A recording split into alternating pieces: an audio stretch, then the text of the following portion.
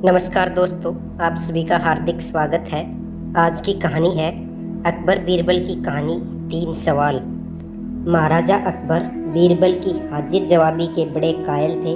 उनकी इस बात से दरबार के अन्य मंत्री मन ही मन बहुत जलते थे।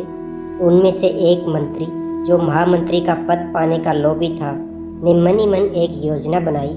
उसे मालूम था कि जब तक बीरबल दरबार में मुख्य सलाहकार के रूप में है, उसकी यह इच्छा कभी पूरी नहीं हो सकती। एक दिन दरबार में अकबर ने बीरबल की हाजिर जवाबी की बहुत प्रशंसा की। यह सब सुनकर उस मंत्री को बहुत गुस्सा आया।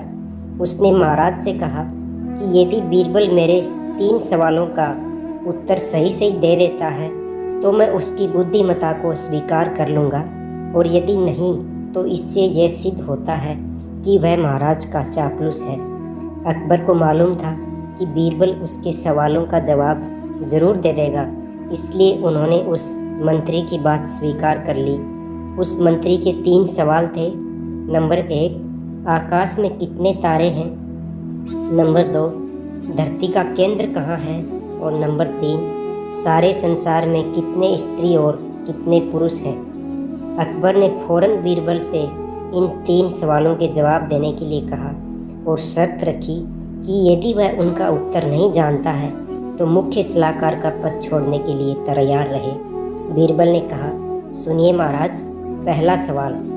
बीरबल ने एक भेड़ मंगवाई और उन्होंने जितने बाल इस भेड़ के शरीर पर हैं, आकाश में उतने ही तारे हैं।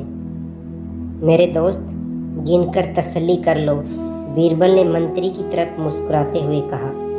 दूसरा सवाल। बीरबल ने ज़मीन पर कुछ लकीरें खींची और कुछ हिसाब लगाया। फिर एक लोहे की छड़ मंगाई गई और उसे एक जगह गाड़ दिया, और बीरबल ने महाराज से कहा, महाराज, बिल्कुल इसी जगह धरती का केंद्र है, चाहे तो आप स्वयं जांच लें। महाराज बोले, ठीक है, अब तीसरे सवाल के बारे में कहो। अब महाराज, तीसरे सवाल का जवाब बड़ा मुश्किल है, क्योंकि इस दुनिया में कुछ लोग ऐसे हैं जो ना तो स्त्री की श्रेणी में आते हैं और ना ही पुरुषों की श्रेणी। उनमें से कुछ लोग तो हमारे दरबार में भी उपस्थित हैं, जैसे कि ये मंत्री जी। महाराज, यदि आप इनको मौत के घाट उतरवा दें तो मैं स्त्री पुरुष की सही सही संख्या बता सकता हूँ। अब मंत्री जी की सवालों का जवाब छोड़कर थर थर काँपने लगे और महाराज से बोले, महाराज, बस मुझे मेरे सवालों का जवाब मिल गया। मैं बीरबल की बुद्धिमानी को मान गया हूँ। महाराज हमेशा की तरह बीरबल की तरह पीट करके हंसने लगे और इसी बीच वह मंत्री दरबार से खिसक लिया। दोस्तों, कहानी यहीं समाप्त होती है।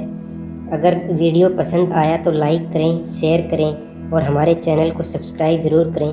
मिलते हैं अगले वीडियो में नई कहानी के साथ। धन्यवाद। जय श्री कृष्णा। राधे राधे।